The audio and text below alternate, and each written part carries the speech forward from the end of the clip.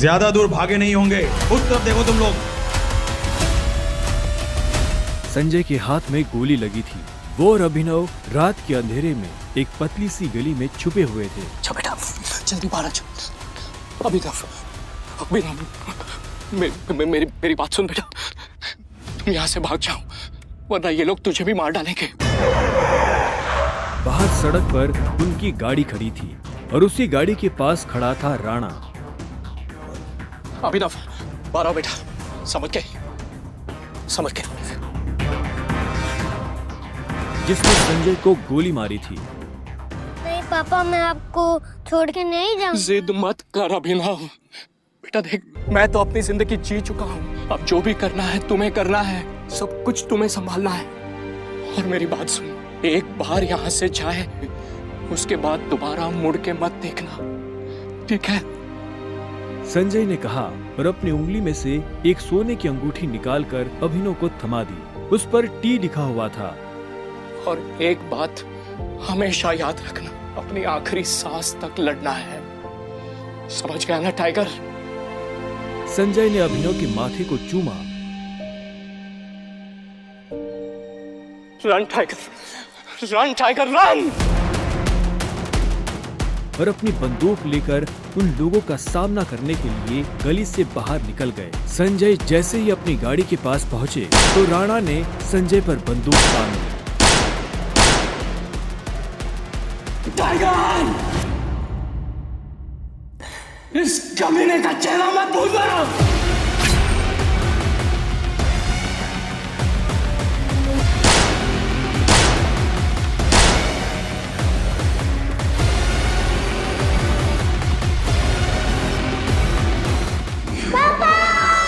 अभिनव चिल्लाया और अचानक से उसकी नींद खुल गई। पसीने में तरबतर अभिनव अपने बिस्तर पर उठकर बैठ गया और गहरी सांसें लेने लगा। 18 साल, पिछले 18 सालों से ये सपना इसी तरह से अभिनव को परेशान कर रहा था। अभिनव ने पहले अपनी उंगली में पहनी उस अंगूठी को देखा और फिर बाथरूम की तरफ बढ़ने लगा। अभिनव गुड़गांव में रहता था और डिलीवरी बॉय का काम करता था। हालांकि इस काम में उसका मन नहीं लगता था, लेकिन अनाथ आश्रम से निकलने के बाद उसके पास ये करने के अलावा और कोई चारा नहीं था।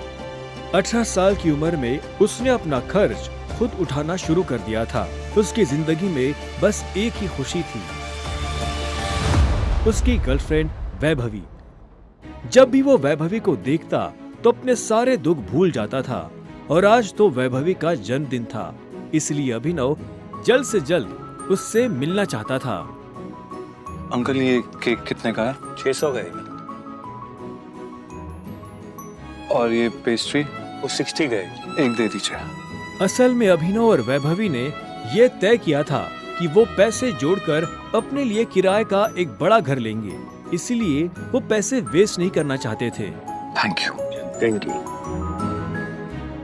कुछ देर के बाद जब वो वैभवी के घर के बाहर पहुंचा तो उसने देखा वहाँ काफी रंगीन लाइट्स जल रही थी और बाहर से तेज म्यूजिक की आवाज आ रही थी।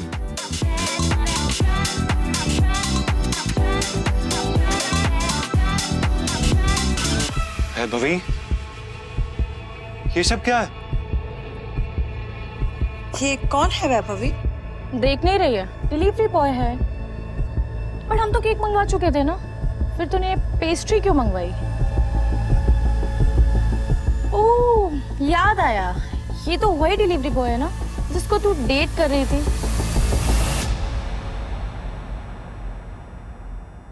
ओह कम ऑन यार वैभवी, तेरा स्टैंडर्ड इतना गिर जाएगा मुझे नहीं पता था। बेब,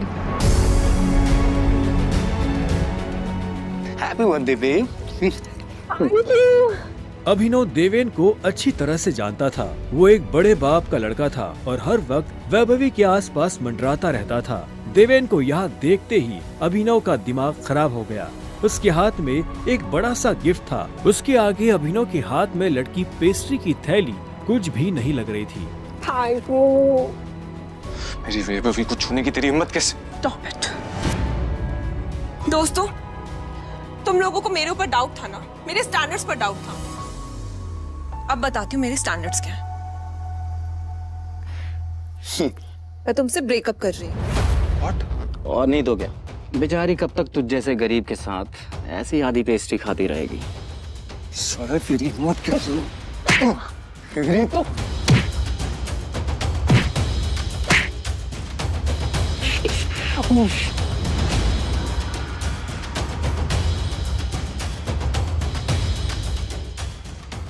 ये तुमने ठीक नहीं किया वैभवी।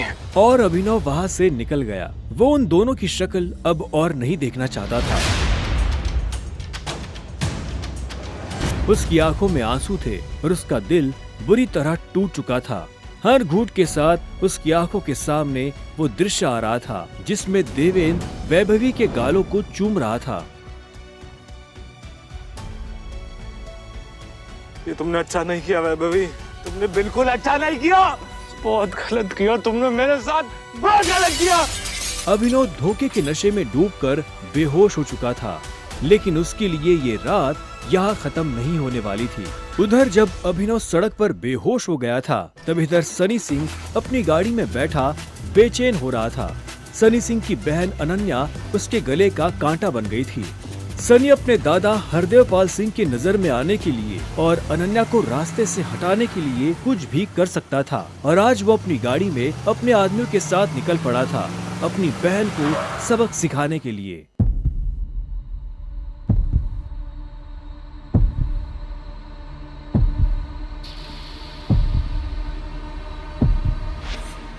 जल्दी करो, गाड़ी में डालो इसे। सुबह होने से पहले अगर हमने इसको अनन्या के कमरे में नहीं डाला तो ऐसा मौका दोबारा नहीं मिलेगा। Quick quick.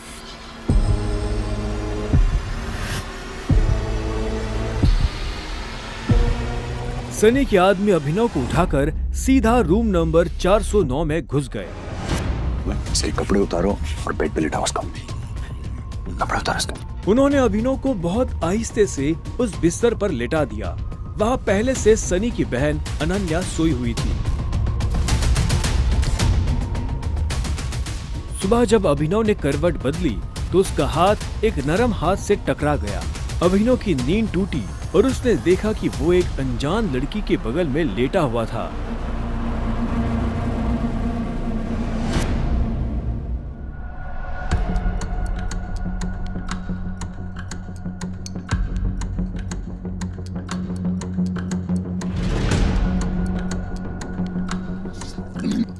कौन हो तुम? तुम मेरे कमरे में क्या कर रहे हो? तुमने मेरे साथ क्या किया? अबे वो भी इस हाल में। छी छी छी छी छी छी छी। शेम ऑन यू बहना। मुझे तो तुम्हारे कैरेक्टर पर हमेशा से डाउट था। इतनी बार मैंने दादाजी को समझाया, बोला, पर हर बार बोले मेरी अनन्या ऐसा नहीं कर सकती। लो, कर दिया तुम्हारी अनन्या ने ऐसा। अब पता है दादाजी को उनकी पोती की ये जो रंग रलियां चल रही है इनका से लाइव टेलीकास्ट दिखाने के लिए मैंने उन्हें यहाँ बुला लिया।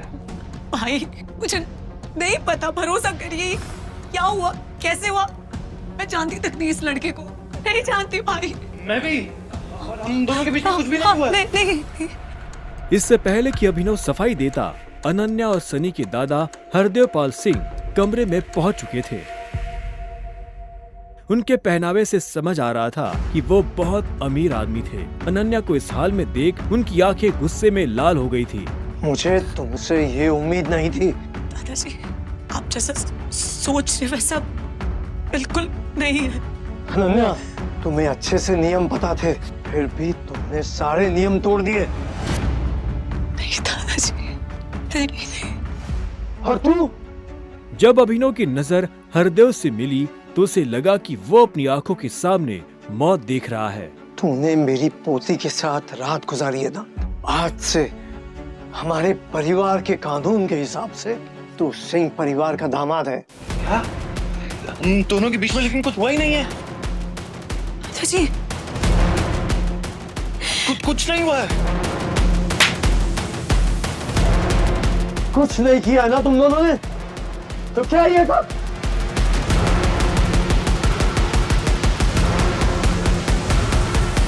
इससे पहले कि अभिनव कुछ समझे, हरदेव के आदमियों ने उसे मारना शुरू कर दिया था।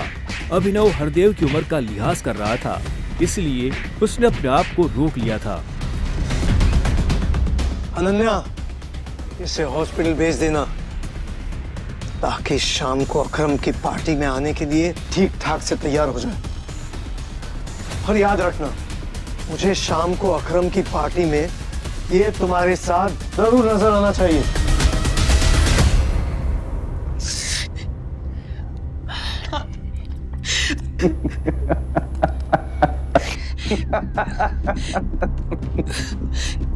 क्यों मेरी जिंदगी बर्बाद कर दी तुमने?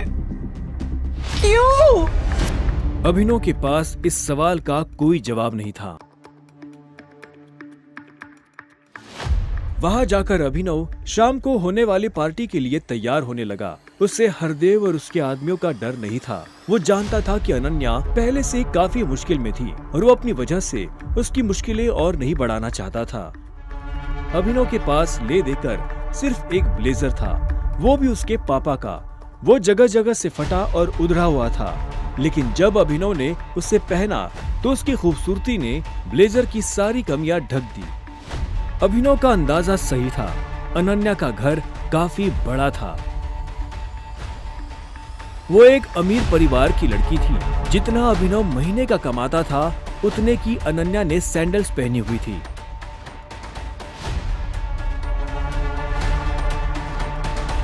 अनन्या की आंखों में दिख रहा था कि वो अभिनव से कितनी नफरत करती थी। अभिनव भी पार्टी में इतने बड़े लोगों के बीच जाने से घबरा रहा था। उसी घबराहट में उसने कब अपने पापा की अंगूठी को उंगली में गोल गोल घुमाना शुरू कर दिया, उसे पता ही नहीं चला।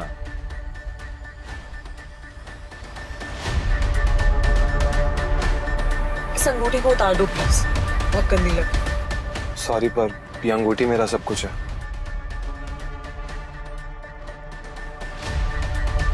अकरम का घर किले जैसा था, जिसके चारों तरफ बाउंसर्स बंदूकें लिए खड़े थे। जैसे ही अनन्या और अभिनव अंदर आए तो इतने में उसकी नजर देवेन से टकरा गई।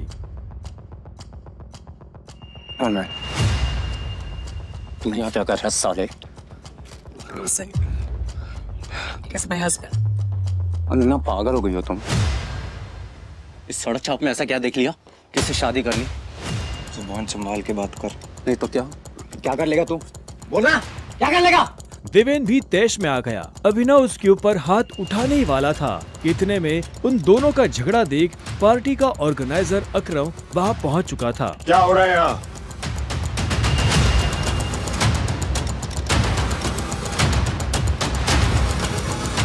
अकरम सर, देखिए ना इस आदमी को, ये क्रिमिनल है, जबरदस्ती आपकी पार्टी में घुसा है। इधर आओ।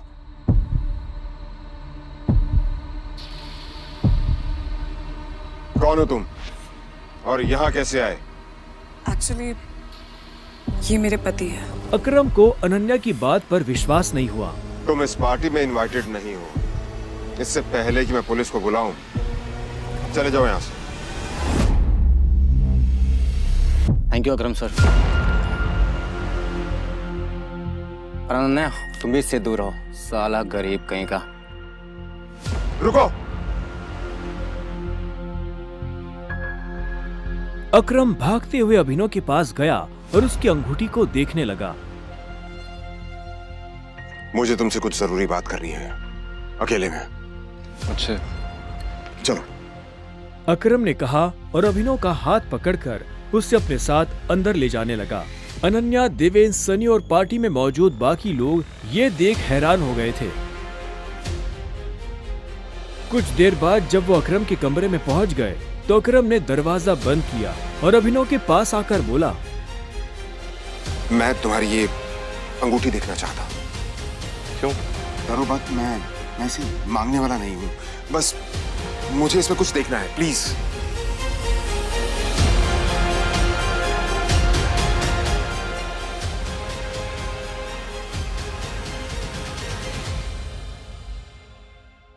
टाइगर?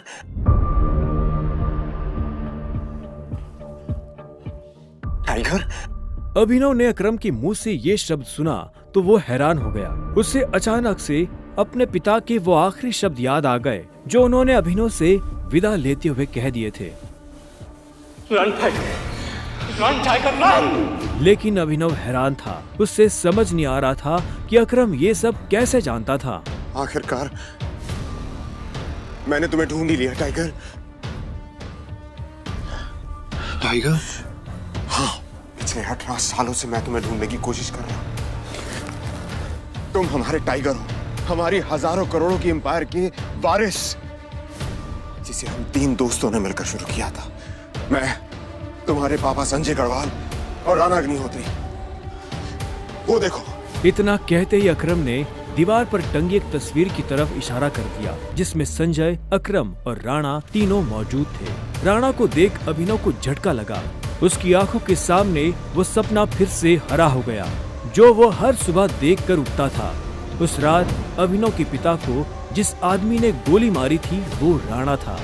दोस्त होने के बावजूद राणा ने अभिनव के पिता के साथ गद्दारी की थी। अभिनव की आंखें चिंगारी सी लाल हो गई। क्या हुआ? तुम इतना गुस्से में क्यों? नहीं, मैं ठीक हूँ। आप मुझसे कुछ कहना चाहते थे? हाँ, वो मैं तुम्हें हमारी कंपनी द माफिया किंग के बारे में कुछ बताने वाला था, जिसे हम 3 दोस्तों ने मिलकर खड़ा किया था। द माफिया किंग, जिसके नाम से पॉलिटिशियन, सेलिब्रिटीज, इस देश का सबसे बड़ा आदमी भी कांपता था। लेकिन तुम्हारे पापा के जाने के बाद सब कुछ बिखर गया, और इस दौरान हमारे कई दुश्मन खड़े हो गए, जिसमें सबसे बड़ा दुश्मन है इकबाल शेखावत। वो तुम्हें कई सालों से ढूंढने की कोशिश कर रहा है, ताकि तुम्हें मारकर वो हमारा नामो निशान खत्म कर देना चाहता है। फिलहाल द माफिया किंग का सारा काम राणा का बेटा मोंटी संभाल रहा है। अब तुम आ गए हो तो इस कंपनी की भाग दौड़ अब तुम संभालोगे। अपने पापा के काम को अब तुम्हें आगे बढ़ाना होगा टाइगर। ये सुनते ही अभिनव के कान खड़े हो गए थे। कल तक उसकी जेब में 100 रुपए भी नहीं थे, और आज अचानक वो हजारों करोड़ की कंपनी का मालिक हो गया था। अब आगे क्या होने वाला था? क्या अभिनव अपने पिता की मौत का बदला ले पाएगा?